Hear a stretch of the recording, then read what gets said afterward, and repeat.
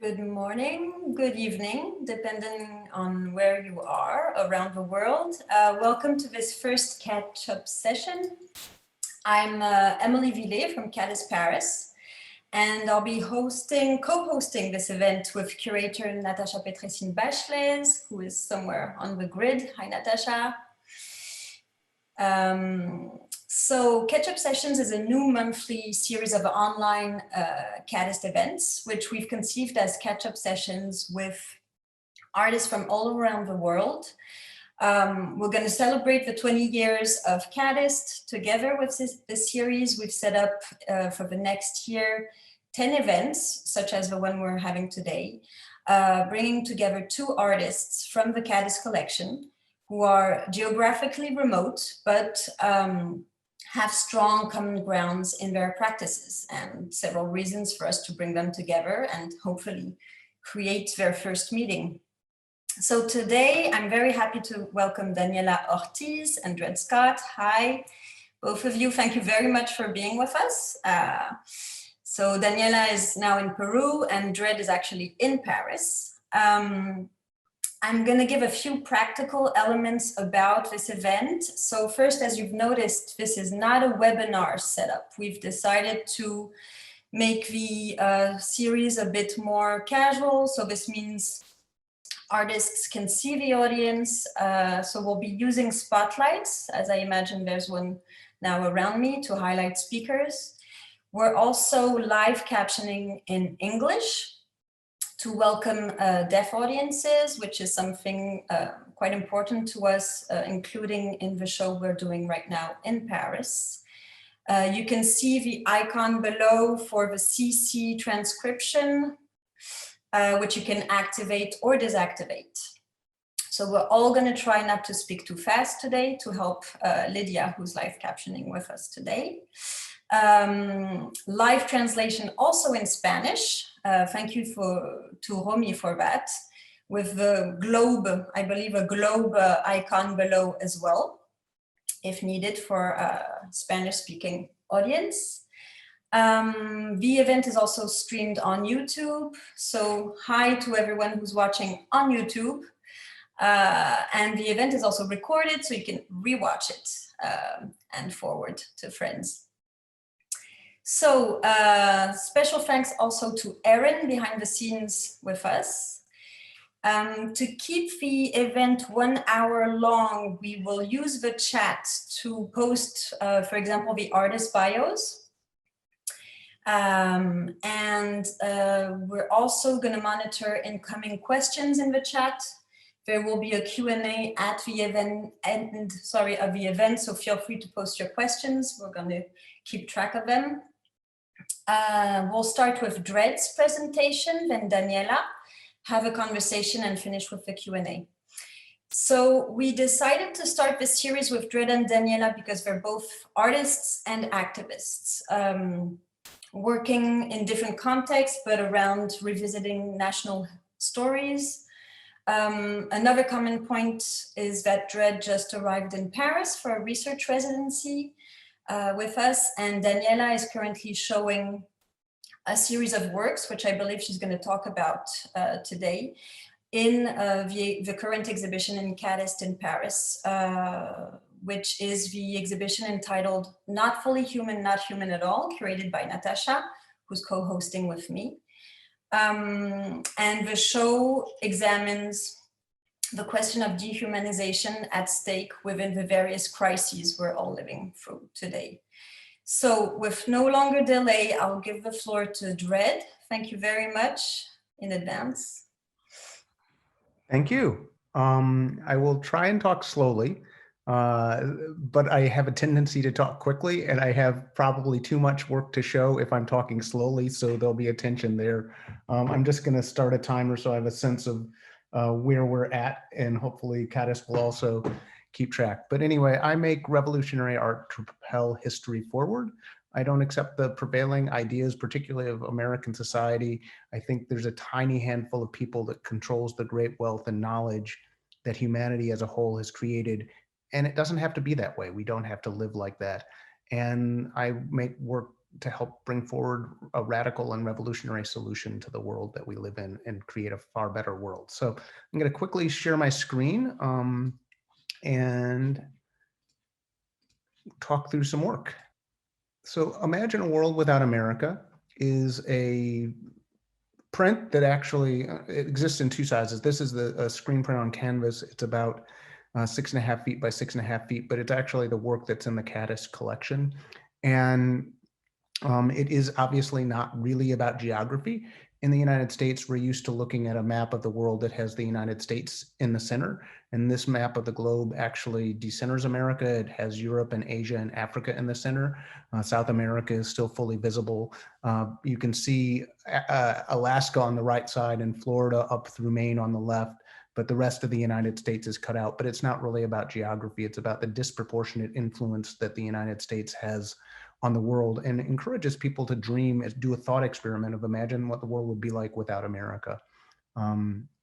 This is a work actually that is from a series of paintings that I did called Revolutionary Archive, where I was looking at photographs and using photographs from the arc of the Communist Revolution, from the Paris Commune through the Russian Revolution and the Chinese Revolution. And this is a picture called, a painting called Vendome Column Toppled, 1871, which is a picture of the statue of Napoleon that's been toppled by the communards in the Paris Commune.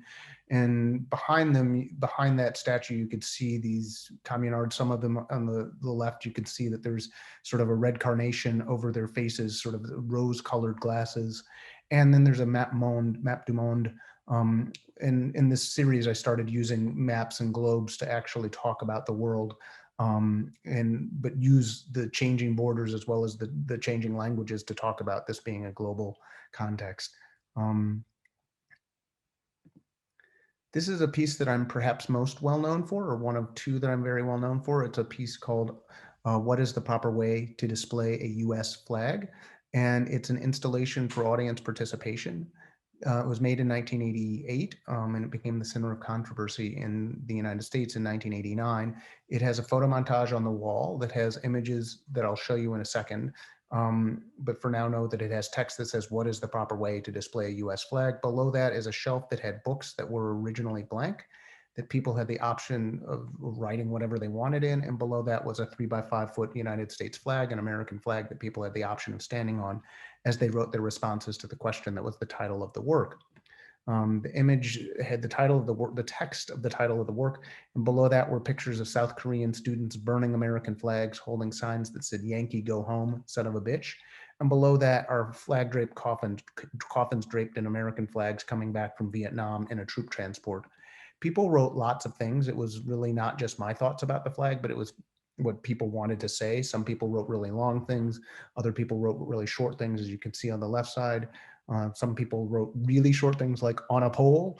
Other people did drawings. And this piece, attracted hundreds and hundreds, thousands of participants. We don't have time to talk about all of that. But some of the people wrote things like, I'm a German girl. If we Germans would admire our flag as you all do, we would be called Nazis again. I think you do have too much trouble about this flag. As a veteran defending the flag, I personally would never defend your stupid ass. You should be shot, U.S. Navy SEAL team. This flag I'm standing on stands for everything oppressive in this system.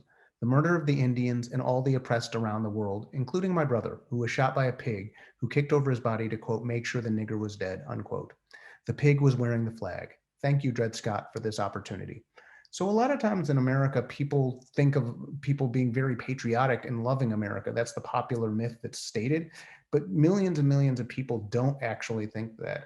And so allowing people whose family members have been killed by police and all sorts of people who feel oppressed by the United States and its flag, its government, and the history and legacy of the United States, giving them the opportunity to discuss this question and have an equal platform to do so with people who might feel patriotic for it, was what was really dangerous and challenging about this work. It got to the point where there were demonstrations in 1989 in front of in front of the Art Institute of Chicago, which was attached to the School of the Art Institute of Chicago, where I was an undergraduate student at the time. The protesters chanted, "The flag and the artist, hang them both high," evoking images of lynching. There were bomb threats and death threats that were phoned into the school. It got to the point where President Bush, George Herbert Walker Bush, Bush 1 in the United States, called the work disgraceful, which I felt was a tremendous honor. And the Senate eventually outlawed it. There was much more going on than just about my artwork. There were a lot of things in which the US government was trying to make patriotism mandatory in the United States in 1989 and 1990. But as part of that, they included wording to outlaw my artwork, which as an undergraduate student was both a real indication of the power of art, but also the need to fight this. But we don't have time to talk about that. So this is a work that's not mine. This is a documentation of a banner that the NAACP, the National Association for the Advancement of Colored People, which was a civil rights organization, flew outside of their windows from 1920 to 1938, the day after anybody was lynched, which was very common in the United States, particularly in the South, which was predominantly where Black people lived, but it would also happen in the North. There were over 6,600 lynchings that happened from 1865 at the end of the Civil War up through 1950. And so this was part of them doing an anti-lynching campaign. I updated that by adding the words of "by police," looking at the connection between how the police inherited the terror that was caused by lynch mobs and how they're perpetuating that terror, particularly for the Black and Latino community in the United States. It got on the front page of the New York Times.com, and it's been really talked about, particularly as part of Black Lives Matter protests that have happened. This is another work that's not mine. I show this because a lot of my work draws on history, and these are civil rights demonstrators protesting Jim Crow segregation in 1963 in Birmingham, Alabama.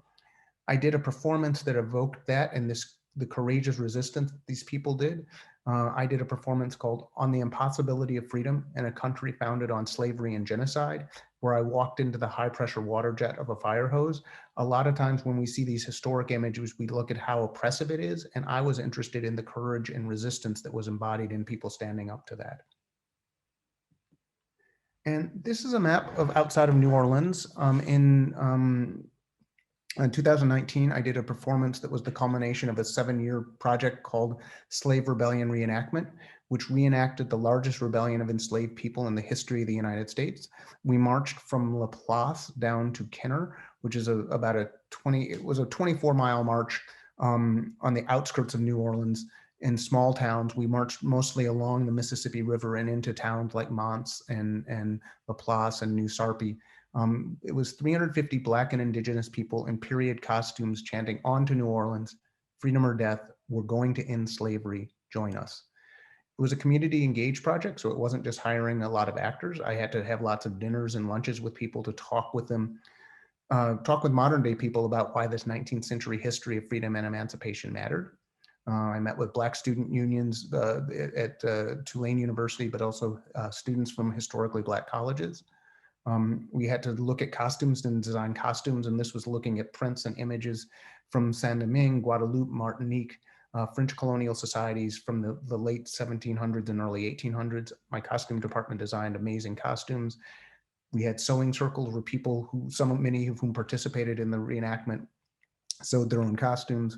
We had walking practice to see whether we can build up the strength to actually walk 26 miles over the course of 2 days. There's lots of conversation. We had to make flags. This is a imagined flag that people might have carried as using a Ghanaian adinkra, which means hope and confidence. Some of the flag said Mourir or Liberté. It's not misspelled French. It's actually Louisiana Creole, which was the language that would have been common at the time. We had practice to learn to march like an army. And these are some of the performance stills from the project that are now showing in museums and galleries.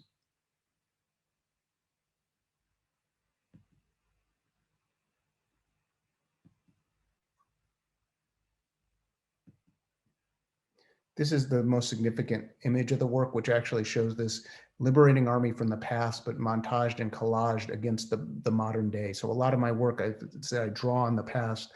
I look at how the past sets the stage for the present, but also how it exists in the present in new form.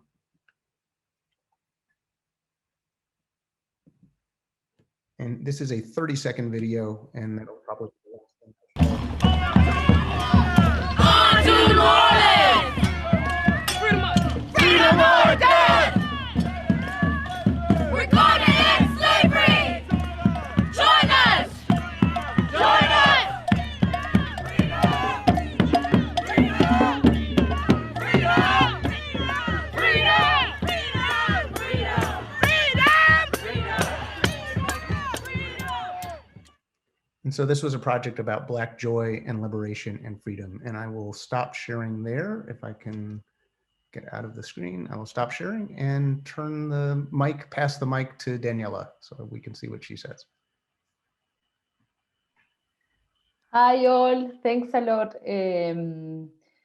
Red and everyone for the invitation, and thanks KADIST and Natasha. I'm really glad to see you and be together with you in a talk again. And thanks a lot, Red, not only for sharing your work now, but for all the work you have been doing for a little bit younger artists like me is really important, because the moment when you take the political decision to make your artistic work also your political struggle, it's really important to see references for taking that decision, and to see other artists that have been doing that, not from now, but since 500 years ago, like Huamampoma Ayala, for example, in the 17th century in the context of Peru. I'm going to, I am Peruvian, as Emily mentioned it, and I moved to Spain 13 years ago. I have come back to Peru recently due actually to a situation because of my political militancy. I was a part of the anti-racist movement, and my militancy began mostly with my experience with immigration law and immigration office, which is the way in the context of Spain they are reinforcing institutional racism and recreating the colonial order they have imposed in the global south historically in the global south, in the global north, no?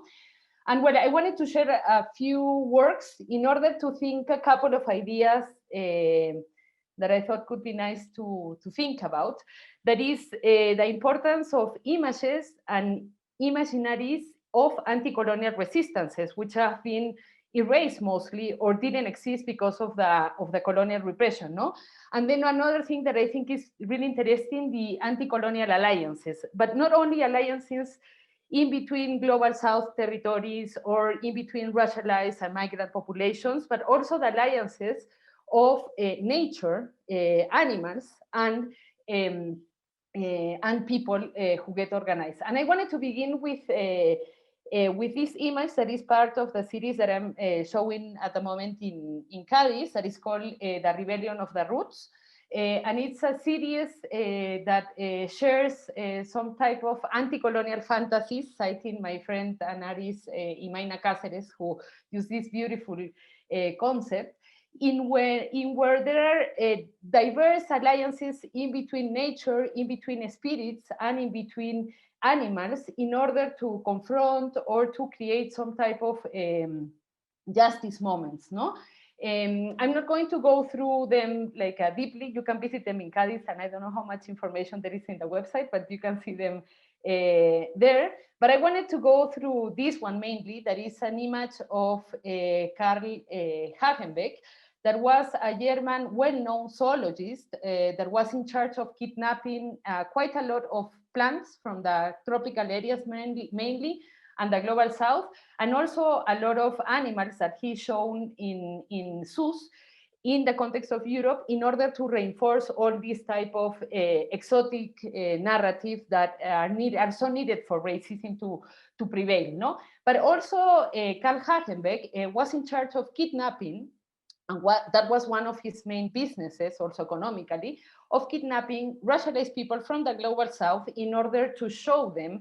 I don't like the concept, contemporary use of human zoos, but to show them in this type of exhibitions where racialized people from the global south kidnapped were being shown in order to reinforce this type of narrative, no? And but there is a beautiful thing about Karl Hagenbeck, and that was the trigger for building this whole series. that he ended up dying because he was bitten by a boomslang snake that he kidnapped from an African territory. And that was this type of reality that comes from a fantasy in which nature has the strength in order to kill such a big figure for white supremacy in the European context. And well, the series for the moment has only 15 paintings, I think, but now I'm doing more.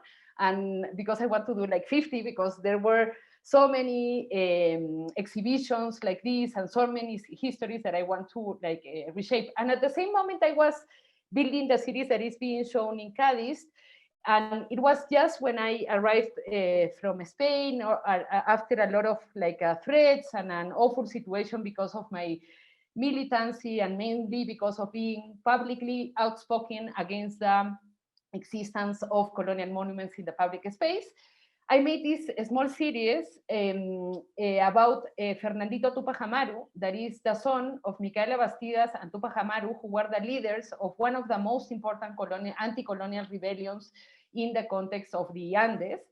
And Tupac Amaru and Micaela Bastidas were obviously murdered by the Spaniards, and not only they were like murdered in an exemplary murder in front of all the population, and then their bodies were disappeared. But then with this paternalistic racist speech that Spanish like to have, they took the decision to do not kill their youngest son, Fernandito, but to exile him in an African territory that they don't specify where, but I think is Guinea Equatorial.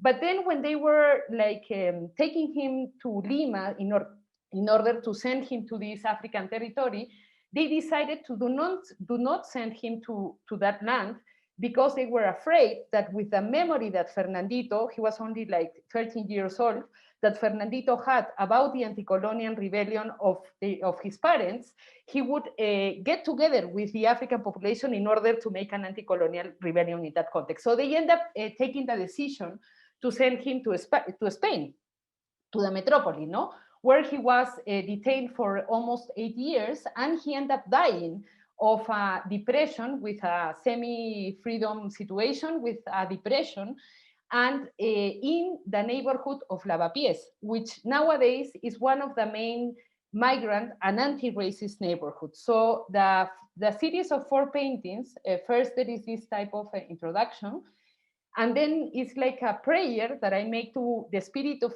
Fernandito Tupac Amaru that is in the context of Lavapiés, to give strength to the anti-colonial and anti-racist movement in order to tear down the Columbus monument, to use it as a, I don't know the word in English, but in Spanish is an ariete, the thing that the police uses to open doors when they want to evict people, but to use it as like that to open the doors of the immigrant detention center.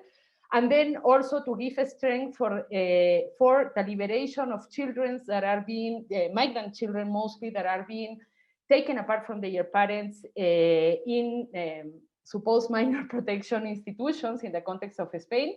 And then the final moment that would be the reparation, that is that the rest of the body of Fernandito Tupac Amaru to come back to the Andes, as there is no parts or no parts of the body of anyone from the Tupac Amaru rebellion, because the Spaniards took care of disappearing them, and the only one that is remaining is the one of Fernandito. And at the same time, when I was doing that, the women that lead a popular dining room, that would be, it's like an organization of women that when complicated times, economical complicated times come, they can create these spaces in order to cook together to feed all the neighborhood, and they were creating this new dining room, popular dining room in a neighborhood next to where I'm living now. And they asked me to make the image because they were naming the dining room after Micaela Bastidas, the mother of Fernandito. So I made a drawing. And in that moment, it was really important for me to think the fact that about Fernandito or about Micaela Bastidas or Tupac Amaru even, there are no images. And nowadays, that the Peruvian nation state, led mostly by Criollo people, and a nation state that creates a situation for colonialism to prevail in the context of Peru, after seeing that the figures of Tupac Amaru and Micaela Bastidas are so big, they don't have another option to incorporate it and assimilate it. But the images that they are creating about them are white. They are painting them white. And even the last image that was made of Micaela Bastidas for a children's book from the state was blonde even. No, so it was really complex that when they finally decide to accept them as, let's say, renowned figures, they whiten them. No, and Micaela Bastidas was not only indigenous; she was also Afro-descendant. No, so for me it was really important to work with the color in that sense, no, to reivindicate that figure, and it created a lot of conversation in Twitter. The fact people telling me, why you paint her black, no, and it was like because she was black, no, she was not even mestiza, she was indigenous and black, no, and that's the final installation of the sign in the door of the dining. And then I wanted to share these last small drawings that I made for my proposal for the Highline Monument. And I started working from the racist monument of Theodore Roosevelt at the door of the Racist Museum, of the Natural History Museum, that has Theodore Roosevelt on a horse and with an indigenous and a black guy next to them, obviously naked, no, and with reinforcing all these type of imaginaries. And my proposal was to shift this monument, but to erase the white person, like to do not have him in the scene, and to create a anti-colonial rebellion, a scene of rest, of having a moment of breathing, of taking a rest, no? And also for me it was important to maintain the horse, because horses are mostly in the imaginary, colonial imaginary in the context of Peru, were used by the colonizers and were forced to be part of the colonial invasion, no? So the scene was to have the indigenous guy, the black person, and the horse just resting on top of these representations of diverse anti-colonial and anti-racist rebellions or demonstrations, like, for example, the Standing Rock Resistance, or, for example, the struggle in the 70s of Cesar Chavez, Dolores Huerta against exploitation in the fields, mostly in California. And then here there is the drawing is based on a scene from Dred Scott movie, and for me was really like crazy to find that there are almost no images of these moments, no? And when there are representations, many times are representations created by white supremacy and their allies, no? And are racist representations, because the few representations of the rebellion of 1811 are made by white people, no? So it was beautiful to see this reenactment, and mostly the thing about the color, also for me to see the clothes, no? And to see it alive, no? In a way. And that was another of the drawings that was going to be there. And then also the horse throwing down Theodore Roosevelt from his back. So supposedly it was going to be like that. And well, I wanted to share that with you, and then we can maybe continue having a talk. Thank you.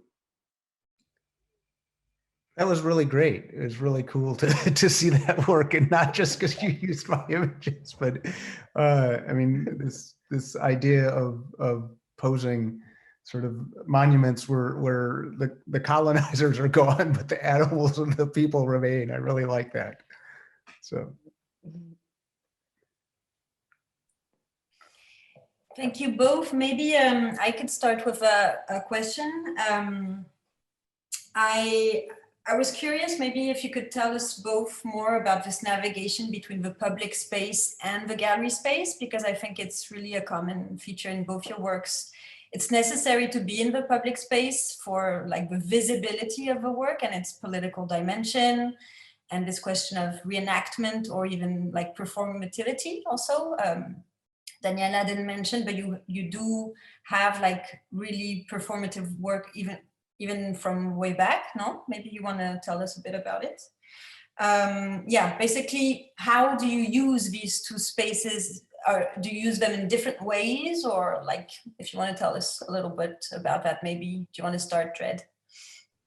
Yeah, I mean, I tell people I show everywhere from major museums to street corners with or without permission. And, you know, I don't value one audience more than the other. I mean, there's certain things that is difficult to do in museums, but there are also things that are difficult to do on the streets. But I think the point is, I want to have conversations with people that don't want to go in a museum, and I want to have conversations with people that are in museums. And there is, you know, at least, I mean, I think globally, but certainly in the United States, people that the work that's in museums has disproportionate influence on society. I mean, people that are able to put work in a museum, like people that can, you know, put out a Hollywood film or whatever, we get to talk with, you know, thousands or tens of thousands or hundreds of thousands of people.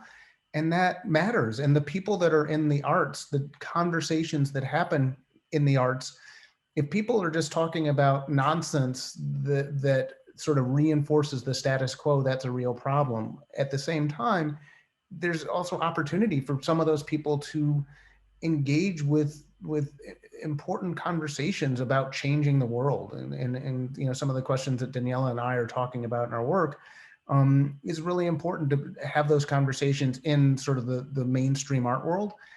At the same time, you know, if that's the only place that exists, I mean, I think some of the ideas that were raised in slave rebellion reenactment, a lot of people on the outskirts of New Orleans were not going to go in. They're certainly not going to say go to the Contemporary Art Museum in St. Louis or the Kunsthal in Amersfoort in the Netherlands, where the work was first, the reproductions, the documentation were first shown. But they probably wouldn't even go to the New Orleans Museum of Art. You know, they wouldn't drive, say, 20 miles to go to a museum.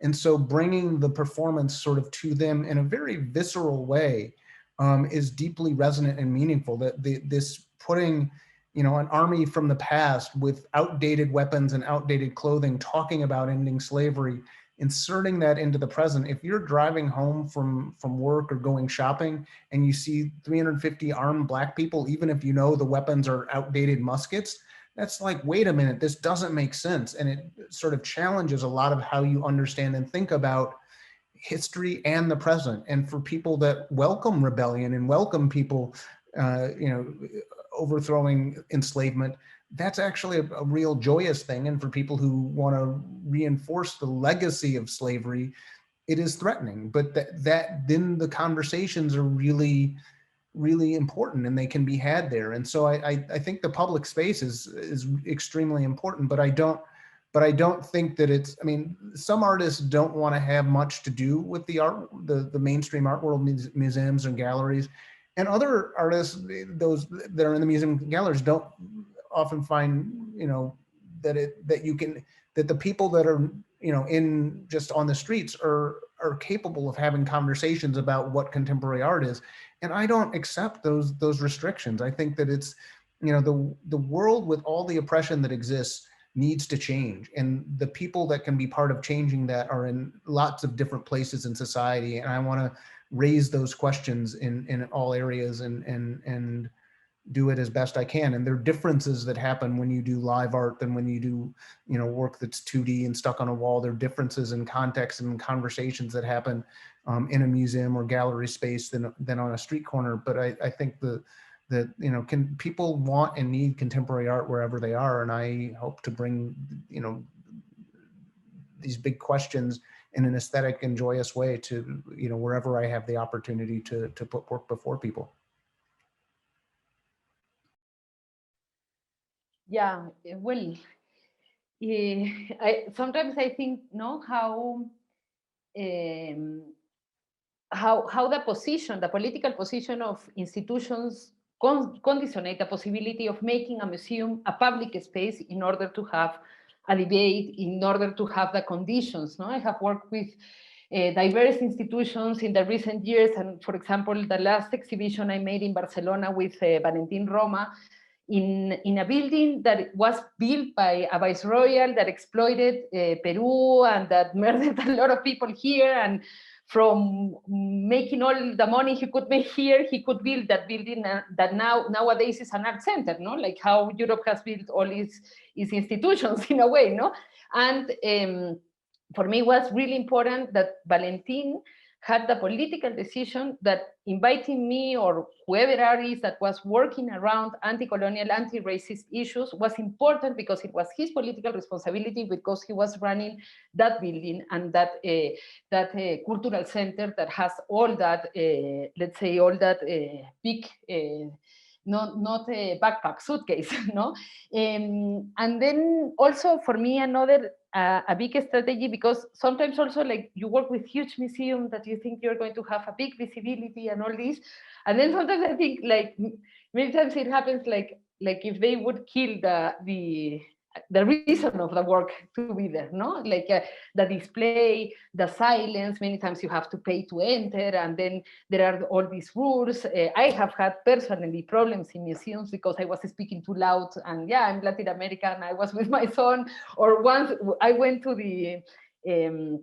this exhibition in New York. I was part of a Biennale in New York in a big museum, and they didn't let me in because I was with my son for the opening, and it was like weird, and I had to explain that I was one of the artists participating because nobody was with their children at that moment, etc.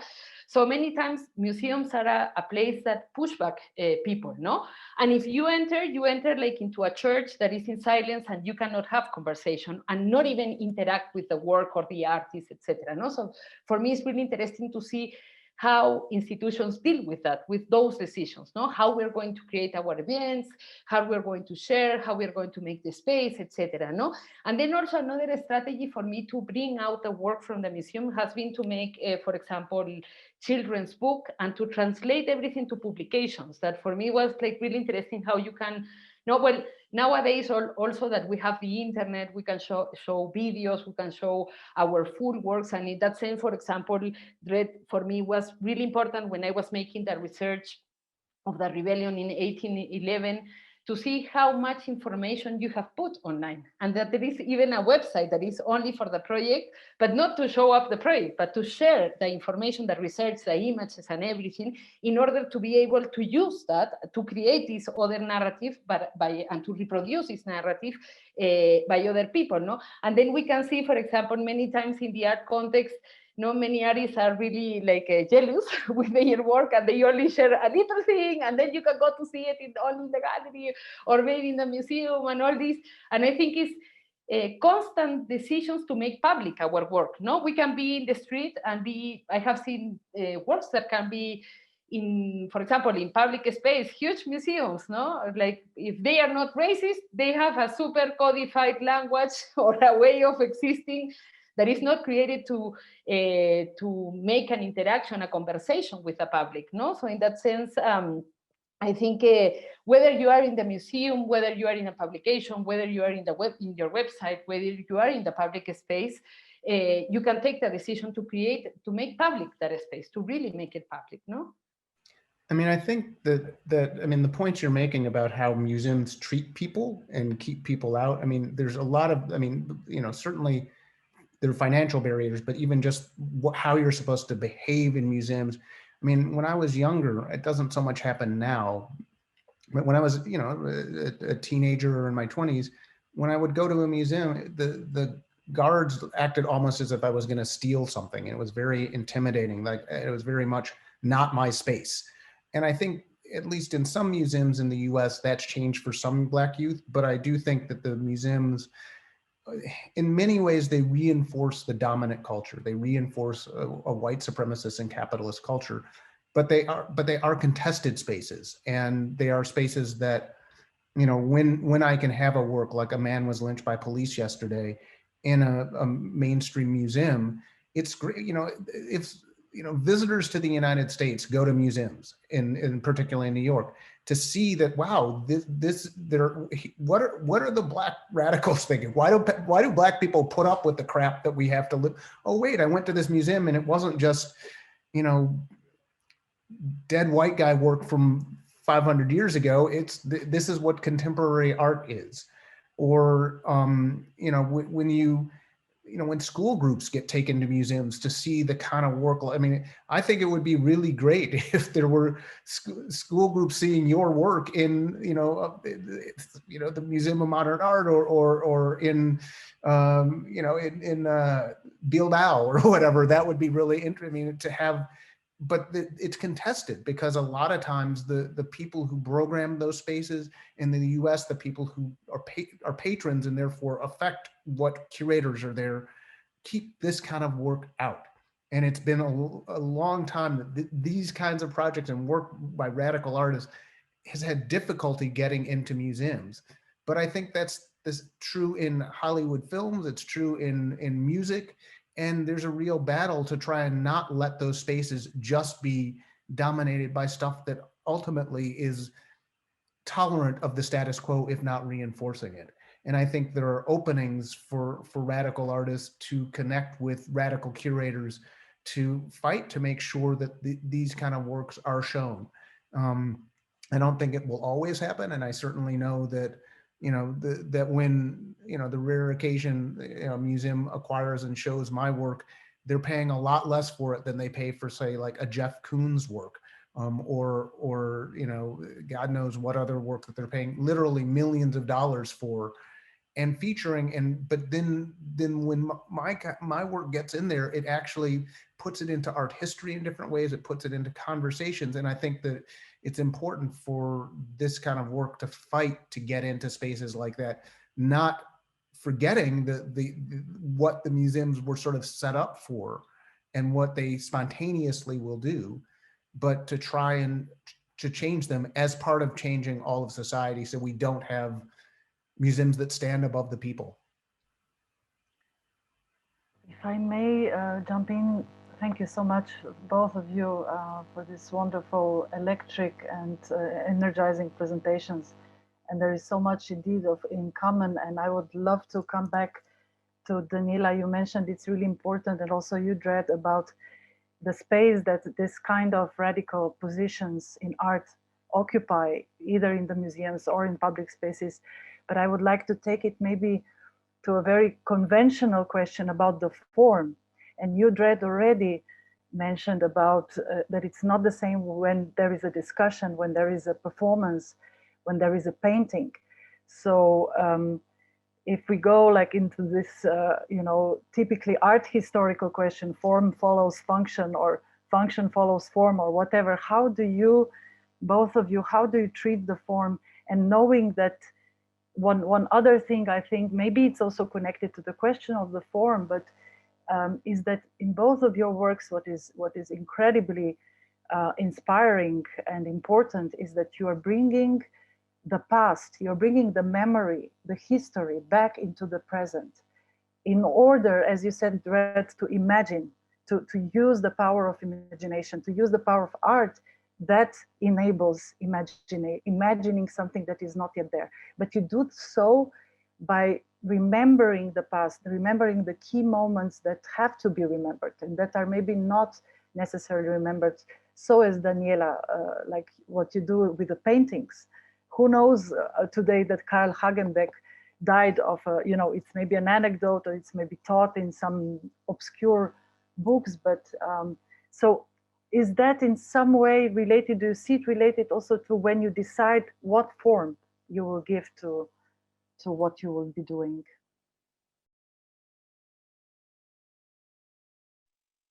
I go? Okay. I was thinking a lot, and I think a lot daily, I think of a phrase by Gloria Anzaldúa in this letter she writes to the women writers of the Third World, and that's how it's titled, in 1983, in a beautiful book that is composed by many texts and intervention of racialized anti-patriarchal women in the context of the US. And she says, in a part, she says, do not wait to have the room, like the Virginia Woolf room. I don't know what is the word exactly they used to name that room in English. Do not wait to have your own room in order to write. Do not wait to have maybe the machine. Do not wait. You can write when you are in the bus, when you are working. You can write when you are in the social services line. You have to write even though if you don't have like the writing machine, etc. No, and that has been like really important in my process of work.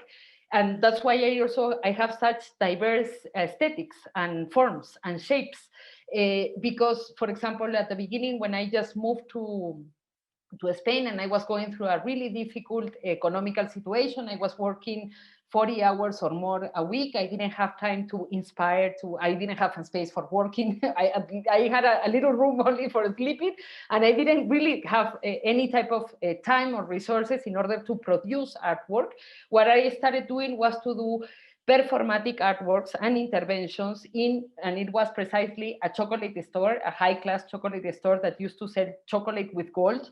So it was an interesting raw material for me in order to work, no? So I did like almost 4 pieces, then I got fired from the store, but it was, for me, really important to maintain strong in the fact of saying, like, even though I don't have the materials, because I was formed as a painter, as a sculptor, and I knew drawing and that type of stuff, but I couldn't do it at that time. So for me was at that moment really, even though conceptual art is more related, let's say, to white aesthetics from the global north, etc., for me it was really useful to have those tools that didn't cost money and didn't need a lot of time for production or anything, no?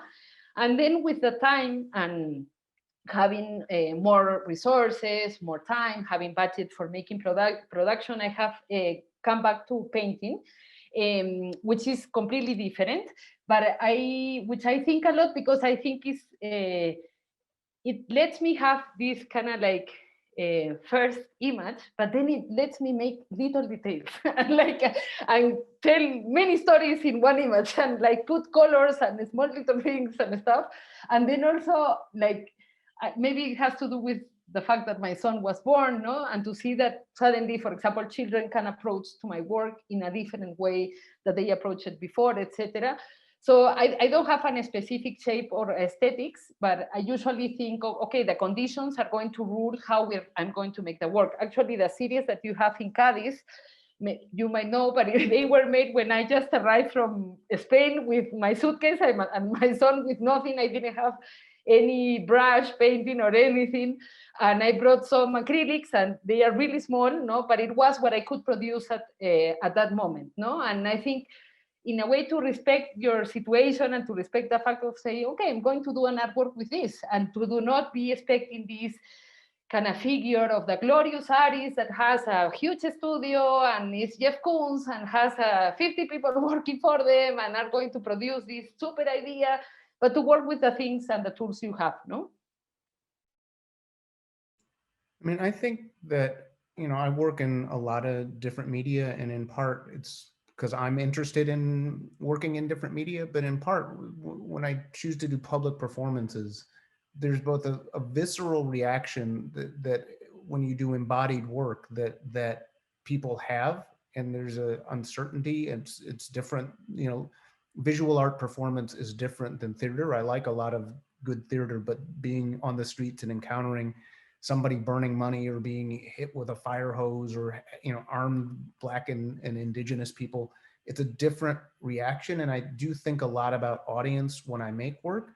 It's possible to do that kind of work in a museum. I mean, Tanya Bruguera did a really interesting performance in the Tate that I didn't, the Tate Modern in England that I didn't see, but I've seen documentation where she brought riot control police into a museum and corralled people at an opening as if it was a demonstration. And so it is possible to rupture the space of the museum, but it's not necessary to do that. Whereas in the streets, it's, you know, some of the things, the nuance that you can have in a museum, or it's almost required to have in a museum, you can't have in a street because somebody's literally going to be passing by and only seeing work for a few seconds or a few minutes, and have to sort of understand the basics of the work if from a quick view. Whereas in a museum, you can spend more time. And I think that, you know, as I said, I don't value one audience more than the other, and I don't but there are different languages that you can speak in a museum where you know that people will intentionally be going to see the work. They will spend more time with it potentially. And, you know, I try and make my work accessible wherever it is so that people, just ordinary people coming to see, say, what is the proper way to display a US flag? Even if they don't know the history of conceptual art, don't know much about Hans Haacke, don't know you know, how people have thought about conceptual work and talk about, you know, politicized work in fine art, they can get something out of it. The people that both really loved and really hated that work actually understood quite a lot about it. They didn't need to know all the art history behind it that it was tied to. If you know that history, you see the work in a different way. But I think that it's, you know, just, you know, it's the artist's job to try and understand their audience and then make the work about the questions and aesthetics that they want that's appropriate for the space that they're in. And so yeah, I do, you know, the work is different. I understand that, but I also think that it's, you know, the artists need to not so much stand on the knowledge that is frequently required of people when they go to a lot of contemporary work museums to actually understand. I mean, I think artists need to provide access points for people, regardless of whether they have an MFA or something. And I've always tried to do that. But then there are differences when you're on a street corner with a fire hose versus, you know, looking at a painting on a wall.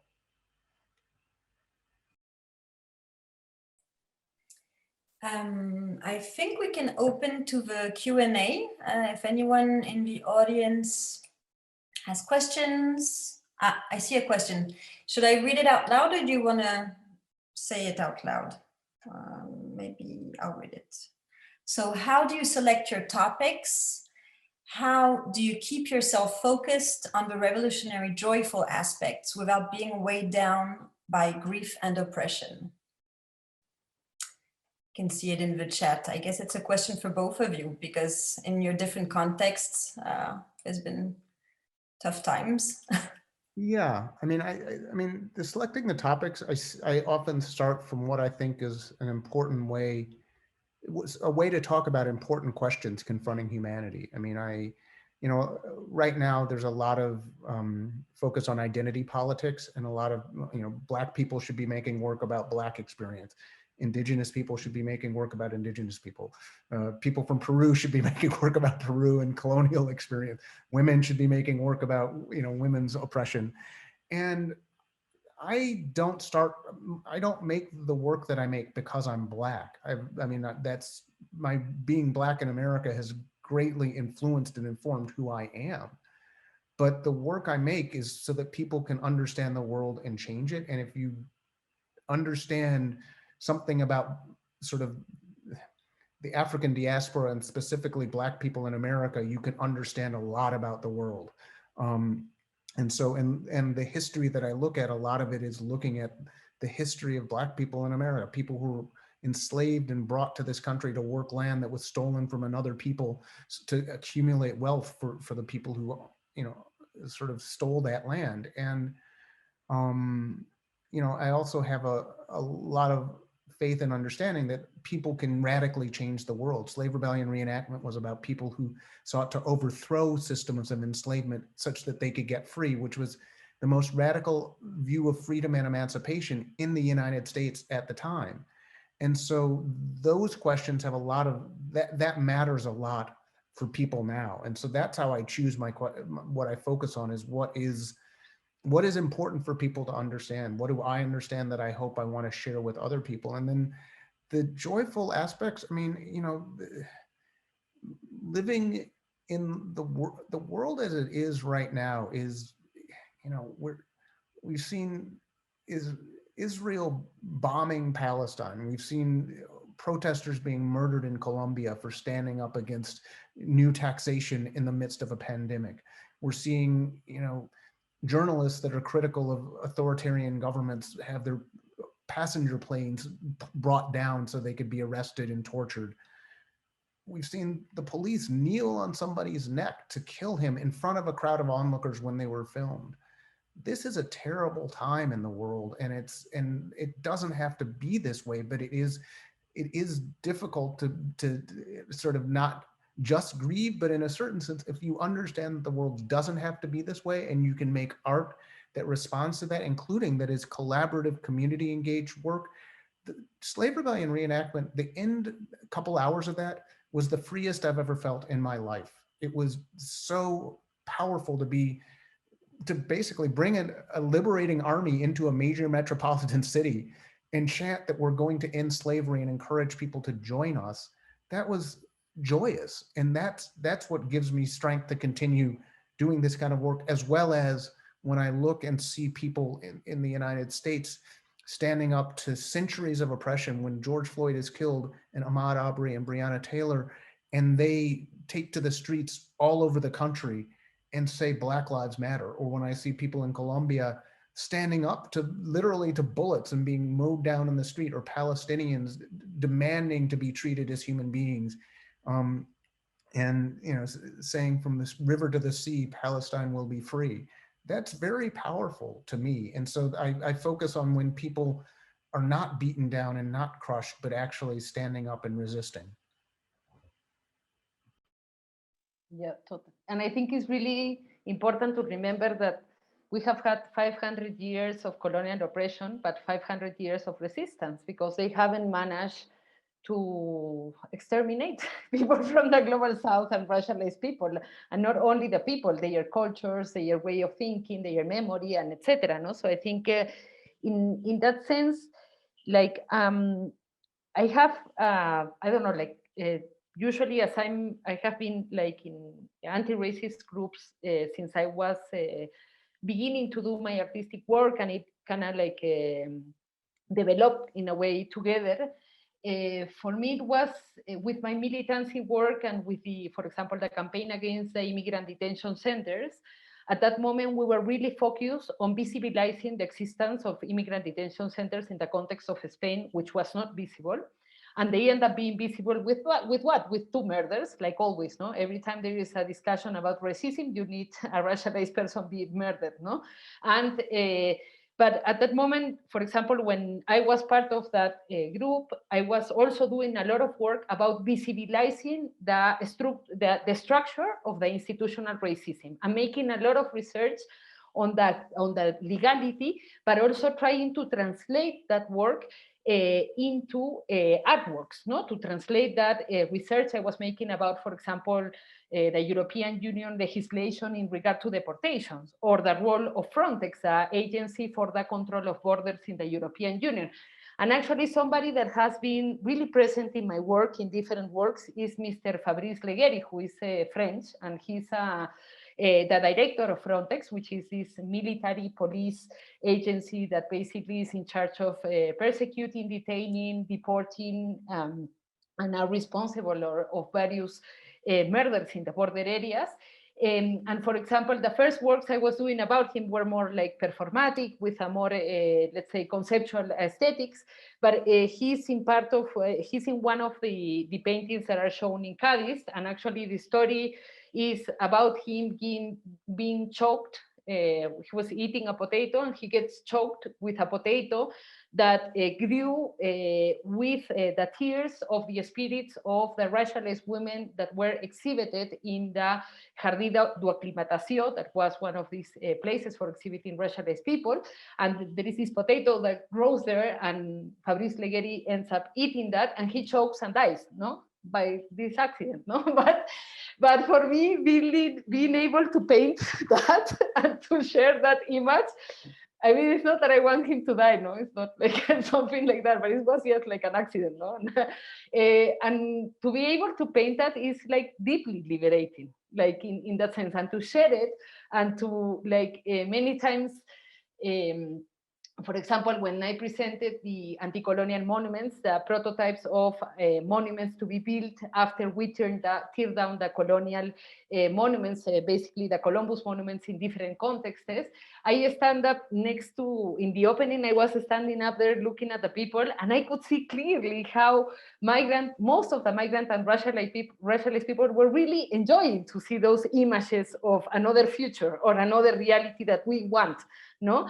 And then it was also nice to see that white people, not all of them, but most of them were really having a completely different reaction to those little monuments, no?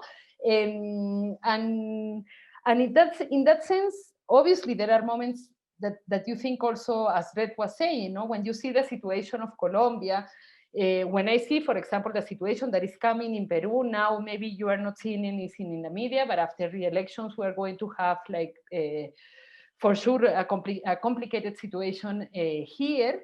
You also have the strong, I don't know, like a responsibility to do work about that, no? And to use it to denounce, to use it to liberate, to use it to create memory. I mean, like, I have been formed as an artist. I know how to create images. How am I not going to use those tools in order to contribute to a collective struggle in which a lot of people from diverse knowledges are contributing? We have people, for example, of the popular dining room. They know how to cook and how to build a place for children and all people to eat, and they are using their knowledge in order to create this other work, no? So in that sense, I think as artists and as anyone else, as a teacher or as whoever, we all have this type of responsibility in order to use the tools we know for creating that change. Thank you, Daniela and Red. Maybe we can leave the spotlight mode and just check in to see if anyone has a last question before. I see Joseph waving. Ah, thank you, because I don't see. Okay. Joseph, do you want to go ahead? Hi, everybody. Thank you so much for the presentations. Great to see you all. I just wanted to check in about monuments. I know you both have given serious thought to monuments and have like opinions about monuments, also thinking a little bit about maybe different perspectives, like the Confederate monument on one hand in America, and on the other hand, colonial monuments, maybe in Latin America or in Europe, and how those maybe have different narratives and how maybe the attitudes or statements or positions are different in those different contexts. Just wanted to hear both of you, considering you're both working on that, speak to maybe where we're headed with monuments. It seems like one of those places where art and politics cross over in a very serious, visible way in society. Well, I mean, I think, you know, 6 years ago, I would not have predicted that struggle over Confederate monuments would be a big thing and that it would, in a weird way, spread around the world. I mean, people have started to really, because of some of, I mean, I don't think it was just the US, but actually because of some of what was going on in New Orleans, people in South Africa and in parts of the global South started to also, in England, Birmingham, I think, has started to take down racist monuments to enslavers or monuments to people who made money off the slave trade or colonizers. And I think that focusing on why do we have these terrible, why is there a monument, like there are hundreds of monuments to Columbus, a man responsible for genocide. Why are we making a monument to that? And so people actually questioning, what is this? What are we upholding, and why? And how do those monuments play out for people who want to uphold an oppressive order versus people who are oppressed by that order? And so I think it's really interesting that there has been this focus, and then in the United States, a lot of racist monuments have gotten taken down. At the same time, there's still a lot that are up, and the question is somewhat, what are the monuments we envision for the future that uphold sort of people's heroes and help people change, and what should those be like? I mean, I'm actually, I was shortlisted and invited to propose a monument to Harriet Tubman, who was a woman who was enslaved herself, escaped slavery, and didn't just say, well, hey, I'm free. She kept going back to the South to liberate people, both her family and friends, but also at the point that the Civil War took off, she said, why are we waiting for us to win the war? Let's go down and liberate some people, and led a raid at the Combahee River to free and freed 756 enslaved people. There are these stories of people like that that should be memorialized. And in parts of the world, I mean, in Haiti, there are monuments to, basically to an archetype, but that's Louverture and Dessalines, and there are monuments in various parts of the world that uphold people struggle, and that's really, really important. And so I think that there is a question of removing racist and colonial monuments, but there is also a question of what do we, even as we're still living in an oppressive society, what can we get built and constructed that actually shows both people's heroes from the past, but also points to a future that isn't based on exploitation and oppression. And I think that it does get into a contested public space of who controls that space, what ideas are going to prevail there, what is going to be permanent. And part of the struggle, I mean, I'll be very honest, I was late to the game. I didn't see the importance. I mean, if you asked me whether I liked a monument of Columbus, I would have said no. If you asked me what I have thought that, monuments to General Lee, the leader of the Confederate Army, was an important point of struggle. If you had asked me that 5 years ago or 6 years ago, I probably would have said no. But then there were some activists who said, no, actually, this is pivotal. We need to get rid of these. And then when I started thinking about it, I was like, wait a minute, you can't go to, say, Germany and drive down Hitler Highway. You can't see monuments to Goebbels. You can't see, there are no university libraries that are named after Goring. Whereas in the United States, all these terrible, monstrous enslavers and friends of enslavers and major oppressors have schools named. I mean, people go to high school named after people that own their ancestors. And so that struggle is actually quite important as part of a broader struggle to end, white supremacy and hopefully end capitalism. And so, I think that these questions about what monuments exist, but also what could exist, are really important. And it was really great to see Daniela's imagining of monument. I mean, I really loved those monuments, and I hope, there are art projects where people are imagining them, but I hope that some of them get made. And I would hope that some of these monuments get made as a real wonderful and beautiful challenge to a lot of the terrible monuments that exist. Yeah. No, yeah, colonial monuments. And I think it's also really, when I was seeing the uprising in the States, to see that it was not only against monuments, it was also against luxury stores and against police stations, And it was radically beautiful to see how a movement was clearly who were the enemy, in this like symbolic take of the public space, in which I always explain in the context of Spain. I started working about colonial monuments mostly because a representation of an indigenous guy on his knees in front of a priest in the downtown of Barcelona, in the most important monument of Barcelona, that is a Columbus monument, which is not dead stone, because the city of Barcelona, every time they draw the skyline of Barcelona, they put a Columbus monument. The Barça, the football club, put him a t-shirt of their football club, and it's an alive stone, Like there is a lot of representations about Barcelona and around Barcelona with the Columbus monument that has this indigenous in the bottom on his knees, And that besides that, I think the colonial system needs to control all the narrative in order to maintain an immigrant detention center open. You cannot have racialized anti-racist people in the media talking about all these things we are talking, and then having an immigrant detention center open, or having more than 60,000 people murdered in the European Union borders with absolute impunity. You cannot have that if you do not honor the colonial history in each corner, because in Europe, the thing in the States is strong. And in Lima, for example, the capital of Peru is strong.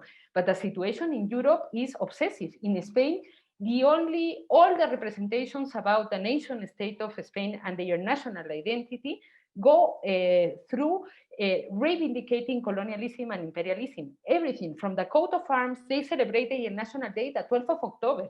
I mean, like, they even had a discussion in the 1980s when they were reshaping their national identity after the dictatorship of Franco, of when their national day should be.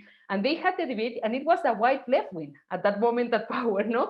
And they had the debate whether to have it the 6th of December, that is the day of the Constitution, which I think is a little bit more democratic, but they took the political decision to go back to 1492 and celebrate the 12th of October as the national day, no? So, but at the same time, I was also remembering when you were we were like discussing about these colonial monuments, about a phrase that I listened the other day to Kiloanji Kiaenda, an Angolan artist that has worked also a lot around colonial monuments. And he says, okay, when there is this discussion of all the cultural artifacts and artworks that are kidnapped in the global north museums, no, that were plundered from the global south, those should go back to the global south, and we should send them the colonial monuments, for example, that are in Lima, in Bogota, etc., because there are many. And thinking about also the presence of colonial monuments in the global south, is really interesting to see where they are. For example, in Peru, mostly you can find them in Lima, Trujillo, Arequipa, in the big cities where decolonizers were the rulers. But for example, in the context of Cusco, that is where I grew up, there are no colonial monuments, first of all. If there are monuments, are to Tupac Amaru, to Micaela Bastidas. Most of the names of the streets are in Quechua, and they are not, there is no street Columbus, no street Pizarro, de Almagro, nothing of that, not even one. And then also something beautiful and that has influenced a lot my work is that the representations in the public space obviously are not to colonizers, but then many times they are not done, they are colorful, they are made of ceramics, they are made of, they are in a completely different aesthetics, because there is also something really violent about colonial monuments, that there is like a gray metal, no, and it has this type of super arrogant aesthetic, no, and it's beautiful to see, for example, in the town where I'm living now in Urubamba, the main monument of the city that is in the main plaza is a corn, no, and it's just a corn, and it's a monument to what people like eat here, and they thanked what is feeding them, no, and I think it's really beautiful, as you are mentioning in Haiti, for example, no? Like to see that there are places that already have their anti-colonial monuments or other type or other genealogies of monumentalization. And really, in the plaza where my father lives, that is in the jungle, there is a monkey, for example, no? In the middle of the plaza. And that's yes, it's a monkey from the area, and he's there, no? So that's also nice to have this type of daily life animals, plants, foods, etc., that we can also honor, no? Thank you everyone for joining. Thank you very much to Daniela and Dred and Natasha. I'm gonna announce the next session, which is on July 15th. It will be between artists Marina Rosenfeld and Samson Young, and moderated by, curator Philippe Pirotte. So please join, and I hope you enjoyed today's session, and see you soon.